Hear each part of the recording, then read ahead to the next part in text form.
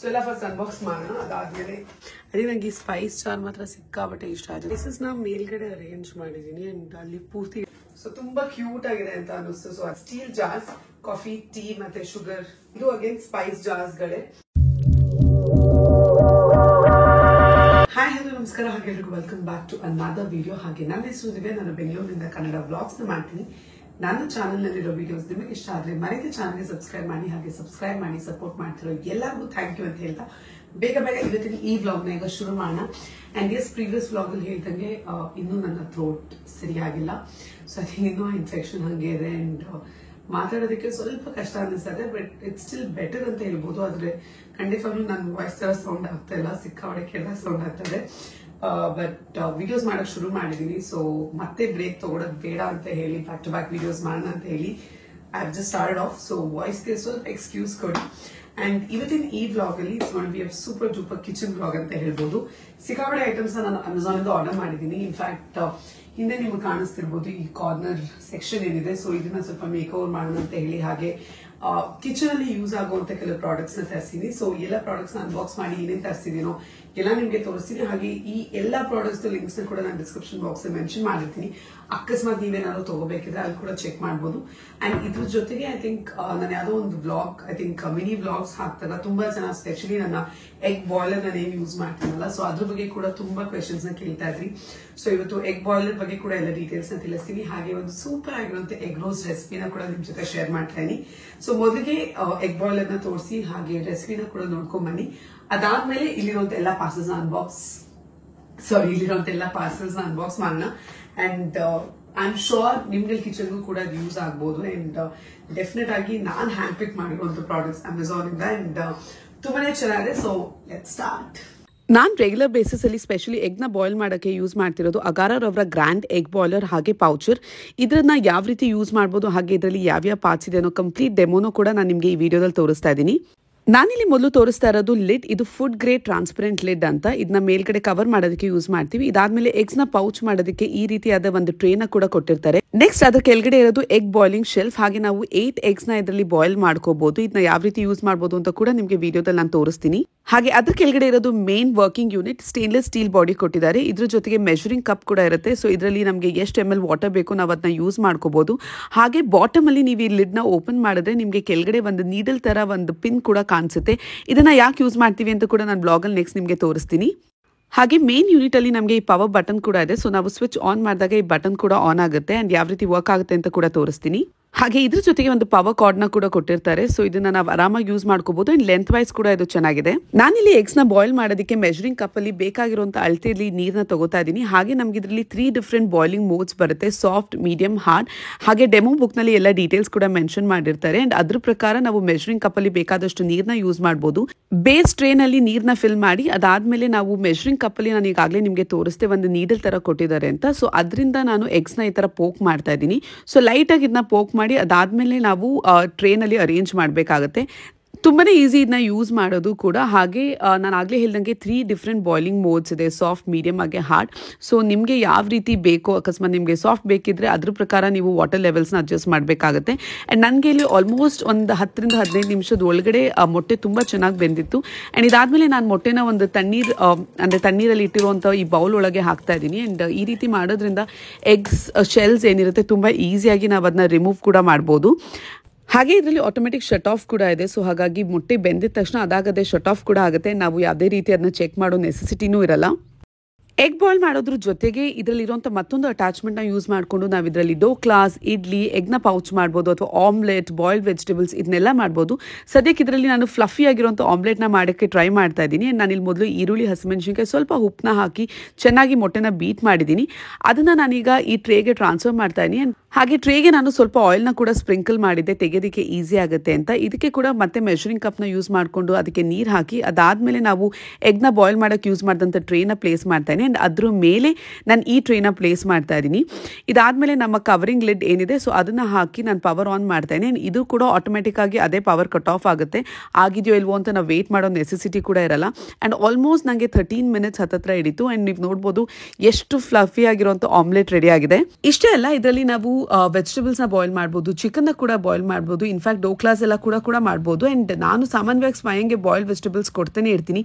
ಅದಕ್ಕೆ ಕೂಡ ನಾನು ಇದೇ ಮೆಷಿನ್ನ ಯೂಸ್ ಮಾಡ್ತೀನಿ. ಆ್ಯಂಡ್ ತುಂಬ ಕ್ವಿಕ್ಕಾಗಿ ಆಗುತ್ತೆ. ಬೆಳಿಗ್ಗೆ ಹೊತ್ತು ಸಣ್ಣದಾಗಿ ಹೆಚ್ಕೊಂಡಿರುವಂಥ ಕ್ಯಾರೆಟ್ಸ್ನ ನಾನು ಇವತ್ತು ಹಾಕಿ ಇದರಲ್ಲಿ ಬಾಯ್ಲ್ ಮಾಡಿ ತೋರಿಸ್ತಾ ಇದ್ದೀನಿ ಯಾವ ರೀತಿ ಇದು ವರ್ಕ್ ಆಗುತ್ತೆ ಅಂತ. ನನಗೆ ಬೆಳಗ್ಗೆ ಹೊತ್ತು ಗಡಿಬಿಡಿನಲ್ಲಿದ್ದಾಗ ಅಡುಗೆ ಮಾಡಬೇಕಾದ್ರೆ ಈ ಥರದ ಆಟೋ ಶಟ್ ಆಫ್ ಮೋಡ್ ಇರೋದ್ರಿಂದ ತುಂಬ ಕನ್ವೀನಿಯೆಂಟ್ ಅನಿಸುತ್ತೆ. ಯಾಕೆಂದರೆ ಒಂದ್ಸಲಿ ನಾನು ಇದನ್ನ ಮಾಡಿಟ್ಟು ಬೇರೆ ಕಡೆ ಮಾಡೋಕ್ಕೆ ಕಾನ್ಸಂಟ್ರೇಟ್ ಮಾಡ್ಕೋಬೋದು. ಸೊ ಅದೇ ರೀಸನಿಂದ ನಾನು ಈ ಪ್ರಾಡಕ್ಟ್ನ ತರಿಸಿದ್ದೆ. ಆ್ಯಂಡ್ ನನಗೆ ಸಿಕ್ಕಾಬಡೆ ಯೂಸ್ಫುಲ್ ಆಗಿದೆ ಕೂಡ ಕಿಚನಲ್ಲಿ. ಆ್ಯಂಡ್ ಯಾವುದೇ ಥರದ ಕ್ಲೀನಿಂಗ್ಗಳು ಏನು ಮೆಸ್ಅಪ್ ಆಗಲ್ಲ. ಎಲ್ಲ ಟ್ರೇಸ್ಗಳನ್ನ ನಾವು ಆರಾಮಾಗಿ ನಾವು ನಾರ್ಮಲಾಗಿ ಪಾತ್ರೆಗಳನ್ನ ಯಾವ ರೀತಿ ವಾಶ್ ಮಾಡ್ಕೋತೀವೋ ಅದೇ ಥರ ವಾಶ್ ಮಾಡ್ಕೋಬೋದು. ಆ್ಯಂಡ್ ನಾನು ಸ್ಪೆಸಿಫಿಕ್ ಆಗಿ ಮೇನ್ ಬಾಡಿ ಏನಿದೆ ಸ್ಟೇನ್ಲೆಸ್ ಸ್ಟೀಲ್ದು, ಸೊ ಇದಕ್ಕೆ ಸ್ವಲ್ಪ ನೀರು ಹಾಕಿ ಟಿಶ್ಯೂ ಅಥವಾ ಬಟ್ಟೆನಲ್ಲಿ ಒರೆಸ್ಕೋತೀನಿ ಪ್ರತಿ ಸಲ ಯೂಸ್ ಮಾಡಿದಾಗ. ಆ್ಯಂಡ್ ಇದನ್ನು ನಾವು ಡೈರೆಕ್ಟಾಗಿ ನೀರಲ್ಲಿ ಹಾಕಿ ತೊಳೆಯೋದಕ್ಕಾಗಲ್ಲ. ಸೊ ಅದೇ ರೀಸನಿಂದ. ಹಾಗೆ ಈ ಪ್ರಾಡಕ್ಟ್ ಬಗ್ಗೆ ಎಲ್ಲ ಡೀಟೇಲ್ಸ್ನ ಕೂಡ ನಾನು ಡಿಸ್ಕ್ರಿಪ್ಷನ್ ಬಾಕ್ಸಲ್ಲಿ ಮೆನ್ಷನ್ ಮಾಡಿರ್ತೀನಿ. ಅಕಸ್ಮಾತ್ ಈ ಪ್ರಾಡಕ್ಟ್ನ ನೀವೇನಾದರೂ ಪರ್ಚೇಸ್ ಮಾಡಬೇಕಿದ್ರೆ ಲಿಂಕ್ಸ್ನ ಚೆಕ್ ಮಾಡಿ. ನಾನು ಶೋರ್ ನಿಮಗೂ ಕೂಡ ಇದು ಕಿಚನಲ್ಲಿ ಸಿಕ್ಕಾಬಡೆ ಯೂಸ್ಫುಲ್ ಆಗುತ್ತೆ. ಇದ್ರ ಜೊತೆಗೆ ಆಗಲೇ ಹೇಳ್ದಂಗೆ ನಾನು ನಿಮಗೆ ಒಂದು ಸೂಪರ್ ಆಗಿರುವಂಥ ರೆಸಿಪಿನ ಕೂಡ ತೋರಿಸ್ತೀನಿ ಅಂದಿದೆ. ತುಂಬ ಸಿಂಪಲ್ ಆಗಿ, ಸ್ಪೆಷಲಿ ಬೇಳೆ ಸಾರು ಅಥವಾ ಏನಾದ್ರು ಮಾಡಿದಾಗ ನೆಂಚ್ಕೊಡೋದಕ್ಕೆ ಏನಾದರೂ ಬೇಕು ಅಂದಾಗ ಕ್ವಿಕ್ಕಾಗಿ ಆಗೋವಂಥ ರೆಸಿಪಿ ಇದು. ನಾನಿಲ್ಲಿ ಮೊದಲು ಒಂದು ಬಾಣಲಿಗೆ ಆಲ್ಮೋಸ್ಟ್ 2 ಕಪ್ ಅಷ್ಟು ನೀರು ಹಾಕಿದ್ದೀನಿ. ನೀರು ಹಾಕಿದ್ಮೇಲೆ ಇದಕ್ಕೆ ಸ್ವಲ್ಪ ಉಪ್ಪು ಮತ್ತು ಅರಿಶಿನ ಎರಡೂ ಹಾಕಿ ಚೆನ್ನಾಗಿ ಮಿಕ್ಸ್ ಮಾಡ್ಕೊತಾ ಇದ್ದೀನಿ. ಎಗ್ ರೋಸ್ಟ್ ಯಾವುದೇ ಡಿಶ್ ಜೊತೆಗೆ ಅದು ತುಂಬ ಚೆನ್ನಾಗಿ ಹೋಗುತ್ತೆ. ಕೆಲವು ಸಲ ಮೊಸರನ್ನಕ್ಕೂ ಕೂಡ ತುಂಬಾ ಚೆನ್ನಾಗಿರುತ್ತೆ. ಆ್ಯಂಡ್ ನಮ್ಮ ಮನೆಯಲ್ಲಿ ಇದೆಲ್ಲರಿಗೂ ಸಿಕ್ಕಾಬಟ್ಟೆ ಇಷ್ಟ. ಸೊ ಮೊದಲು ನಾನು ನೀರು, ಅರಿಶಿನ, ಉಪ್ಪು ಹಾಕಿ ಸ್ವಲ್ಪ ಹೊತ್ತು ಬೇಯಿಸಿ ಅದಾದಮೇಲೆ ನಾನು ಅದಕ್ಕೆ ಆಲ್ಮೋಸ್ಟ್ ಒಂದು 3 ಟೇಬಲ್ ಸ್ಪೂನಷ್ಟು ಎಣ್ಣೆನ ಹಾಕಿದ್ದೀನಿ. ಎಣ್ಣೆನೂ ಹಾಕಿ ಚೆನ್ನಾಗಿ ಮಿಕ್ಸ್ ಮಾಡಿ ನೆಕ್ಸ್ಟ್ ನಾನು ಇದಕ್ಕೆ ಮನೆಯಲ್ಲೇ ಮಾಡಿರುವಂಥ ಮಟನ್ ಸಾಂಬಾರ್ ಪೌಡರ್ನ ಕೂಡ ಹಾಕ್ತಾ ಇದ್ದೀನಿ. ಮಟನ್ ಸಾಂಬಾರ್ ಇಲ್ಲದ ಅಂದರೆ ನಾರ್ಮಲ್ ಸಾಂಬಾರ್ ಪೌಡರ್ನ ಕೂಡ ನೀವು ಯೂಸ್ ಮಾಡ್ಕೋಬೋದು. ಆ್ಯಂಡ್ ನೀರು ಎವಾಪ್ರೇಟ್ ಆಗೋ ತನಕ ಇದನ್ನ ಚೆನ್ನಾಗಿ ಮಿಕ್ಸ್ ಮಾಡಿ. ಆ್ಯಂಡ್ ನಾನು ಸ್ವಲ್ಪ ಗಡಿಬಿಡಿನಲ್ಲಿದ್ದೆ, ಹಾಗಾಗಿ ನಾನು ಜಾಸ್ತಿ ಟೈಮ್ ಇರಲಿಲ್ಲ. ಸೊ ಮೊದಲೇ ನಾನು ಮೊಟ್ಟೆನ ಹಾಕಿದ್ದೀನಿ. ಬಟ್ ಆದಷ್ಟು ನೀರು ಕಂಪ್ಲೀಟಾಗಿ ಎವಾಪ್ರೇಟ್ ಆಗೋ ತನಕ ಮಸಾಲಾನ ಚೆನ್ನಾಗಿ ಮಿಕ್ಸ್ ಮಾಡಿ ಅದಾದಮೇಲೆ ನೀವು ಇದಕ್ಕೆ ಮೊಟ್ಟೆನ ಹಾಕ್ಬೋದು. ಆ್ಯಂಡ್ ಲಾಸ್ಟಲ್ಲಿ ಸ್ವಲ್ಪ ಕರ್ಬೇವಿನ ಸೊಪ್ಪನ್ನ ಕೂಡ ಹಾಕಿ. ಆ್ಯಂಡ್ ಕರ್ಬೇವಿನ ಸೊಪ್ಪು ಹಾಕೋದ್ರಿಂದ ಟೇಸ್ಟ್ ಕೂಡ ತುಂಬ ಚೆನ್ನಾಗಿ ಎನ್ಹಾನ್ಸ್ ಆಗುತ್ತೆ. ತುಂಬ ಈಸಿಯಾಗಿ 10-15 ಮಿನಿಟ್ಸ್ ಒಳಗಡೆ ಈಸಿಯಾಗಿ ಎಗ್ ರೋಸ್ಟ್ ಮಾಡ್ಬೋದು. ಆ್ಯಂಡ್ ಪ್ರತಿ ಸಲ ಬಾಯ್ಲ್ಡ್ ಎಗ್ನ ತಿನ್ನೋದಕ್ಕೆ ಬೇಜಾರಾದರೆ ಈ ರೀತಿ ಮಸಾಲ ಎಲ್ಲ ಹಾಕಿ ಟ್ರೈ ಮಾಡ್ಬೋದು. ತುಂಬ ಮಸಾಲನೂ ಅನ್ಸಲ್ಲ, ಅದ್ರ ಜೊತೆಗೆ ಟೇಸ್ಟ್ ಕೂಡ ತುಂಬಾ ಚೆನ್ನಾಗಿರುತ್ತೆ. ನೀವು ಕೂಡ ಖಂಡಿತವಾಗ್ಲೂ ಒಂದ್ಸಲ ಇದನ್ನ ಟ್ರೈ ಮಾಡಿ. Welcome back. ನಿಮಗೆ ರೆಸಿಪಿ ಇಷ್ಟ ಆಗಿರುತ್ತೆ ಅಂತ ಅನ್ಕೋತೀನಿ. ತುಂಬಾ ಜನ ಹೇಳ್ತಾರೆ ರೆಸಿಪೀಸ್ ಜಾಸ್ತಿ ಪೋಸ್ಟ್ ಮಾಡಿ ಅಂತ. So I am back. And in ಮುಂದೆ ಖಂಡಿತವಾಗ್ಲೂ ಜಾಸ್ತಿ ರೆಸಿಪೀಸ್ ನಿಮ್ ಜೊತೆ ಶೇರ್ ಮಾಡ್ಕೋತೀನಿ. ಅಂಡ್ ಇದ್ರ ಜೊತೆಗೆ ಎಲ್ಲಿಂದ ಏನು ಓಪನ್ ಮಾಡಿದ್ದು ಗೊತ್ತಾಗ್ತಲ್ಲ, ಸಿಕ್ಕಾಪಟ್ಟೆ ಪಾರ್ಸಲ್ಸ್ ಇದೆ. ಸೊ ಮೊದಲಿಗೆ ಎಲ್ಲ ಅನ್ಬಾಕ್ಸ್ ಮಾಡಿರ್ತೀನಿ. ಅದಾದ್ಮೇಲೆ ತೋರಿಸ್ತೀನಿ ಅಂದ್ರೆ ಏನೇನು ತರಿಸಿದೀನಿ ಅಂತ. ದಿಸ್ ಇಸ್ ಐ ಥಿಂಕ್ ಅಂತ ಈ ತರ ಸ್ಟ್ಯಾಂಡ್ ಈಗಾಗಲೇ ಇದೆ, ಬಟ್ ಇನ್ನೂ ಬೇಕಿತ್ತು.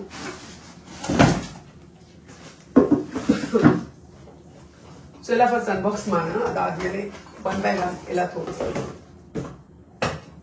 ಯೂಟ್ಯೂಬ್ ಶೂಟ್ ಮಾಡೋದು, ಇದ್ರ ಜೊತೆಗೆ ಇನ್ಸ್ಟಾಗ್ರಾಮ್ ಶೂಟ್ ಮಾಡೋದು ಇಸ್ ಡೆಫಿನೆಟ್ಲಿ ಚಾಲೆಂಜಿಂಗ್. ಯಾಕಂದ್ರೆ ಇನ್ಸ್ಟಾಗ್ರಾಮ್ಗೆ ನಾವು ಯೂಟ್ಯೂಬ್ಗೆ portrait model, landscape model shoot ಮಾಡ್ತೀವಿ, ಇನ್ಸ್ಟಾಗ್ರಾಮ್ಗೆ ಪೋರ್ಟ್ರೇಟ್ ಮೋಡ್. ಸೊ ಅದಕ್ಕೊಂದ್ಸಲಿ ಶೂಟ್ ಮಾಡ್ಬೇಕು, ಇದಕ್ಕೊಂದ್ಸಲಿ ಶೂಟ್ ಮಾಡ್ಬೇಕು. ಅಂಡ್ ಈಗ ಟೈಮ್ ಆಲ್ಮೋಸ್ಟ್ ರಾತ್ರಿ ಆಗಿದೆ.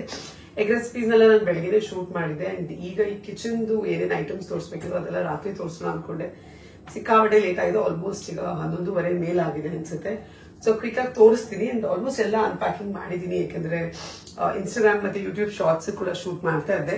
ಸೊ ಹಾಗಾಗಿ ಆಲ್ಮೋಸ್ಟ್ ಎಲ್ಲ ಅನ್ಪ್ಯಾಕ್ ಆಗಿದೆ. ಸೊ 1 by 1 ಕ್ವಿಕ್ ಆಗಿ ನಿಮಗೆ ತೋರಿಸ್ತೀನಿ. ಮೊದಲನೇದು ನಾನು ತರಿಸ್ತಿರೋದು ಇದು ಅಗಾರೋ ಬ್ರ್ಯಾಂಡ್ ಇಂದಾನೆ. ಅಂಡ್ ಇದನ್ನು ಕೂಡ ಅಮೆಝಾನ್ ಇಂದಾನೆ ತರಿಸಿದೆ.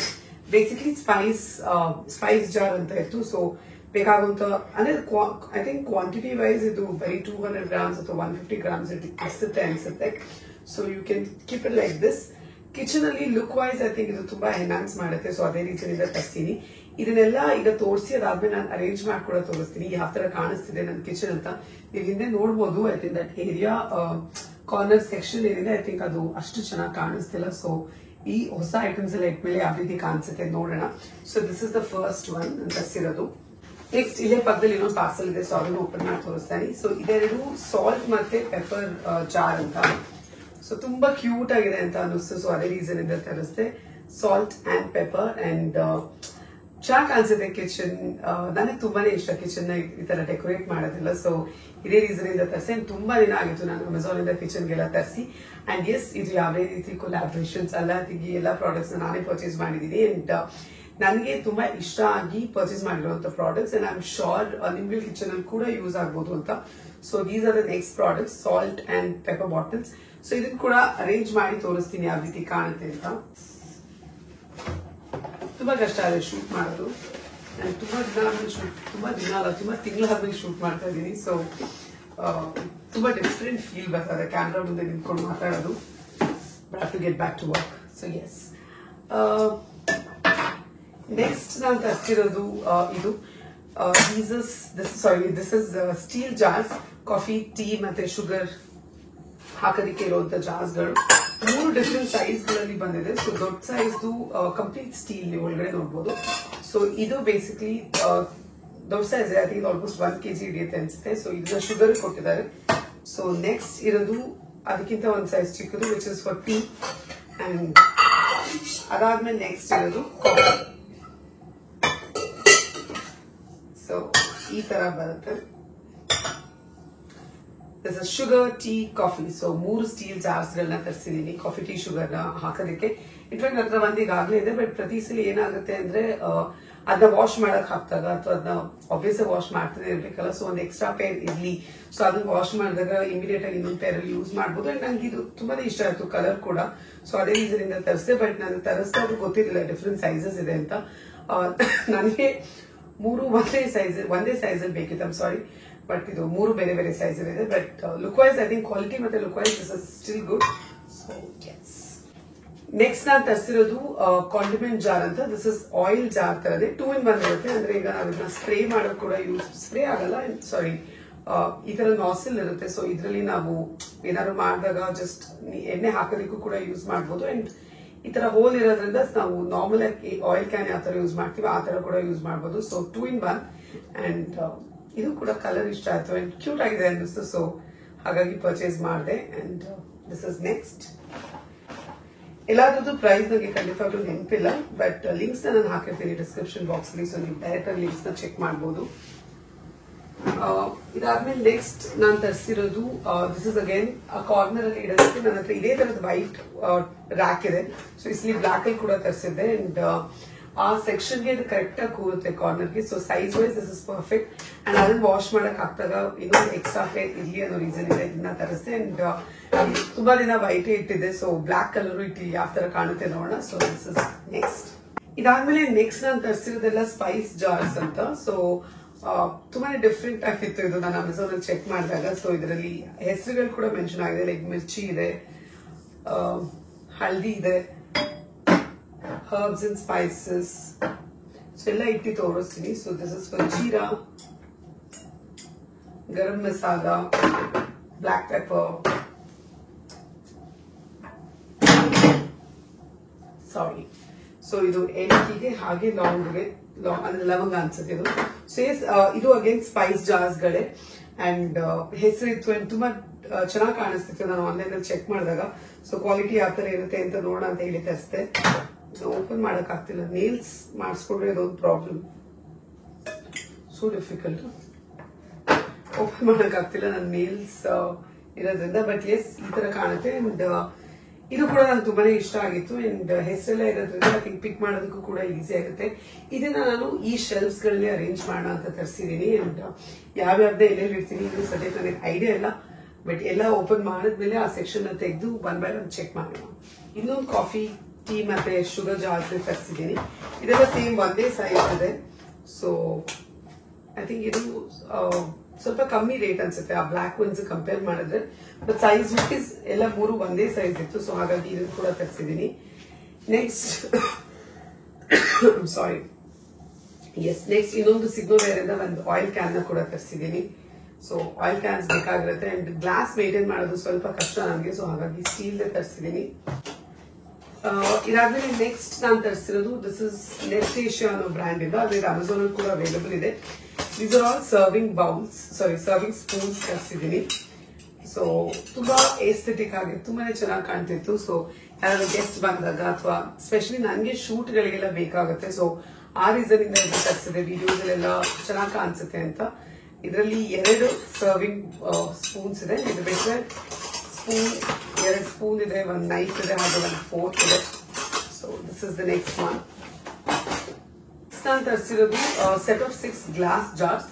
ಸೊ ಈ ತರದ 6 ಜಾರ್ಗಳಿದೆ ಇದರಲ್ಲಿ. ಅಂಡ್ ಇದೆಲ್ಲ ಡ್ರೈ ಫ್ರೂಟ್ಸ್ ಆಗಿರ್ಬೋದು ಅಥವಾ ಸ್ಪೈಸಸ್ ಆಗಿರ್ಬೋದು, ಏನ್ ಬೇಕಾದ್ರೂ ಸ್ಟೋರ್ ಮಾಡಬಹುದು. ಗ್ಲಾಸಸ್ ಅಲ್ಲ. ಅಂಡ್ ಇಲ್ಲಿ ನಮ್ಗೆ ಬೇಕಾದ ಸ್ಟಿಕರಿಂಗ್ ಕೂಡ ಹಾಕೋಬಹುದು. ಸೊ ಹಾಗಾಗಿ ಇದನ್ನ ತರಿಸಿದೀನಿ.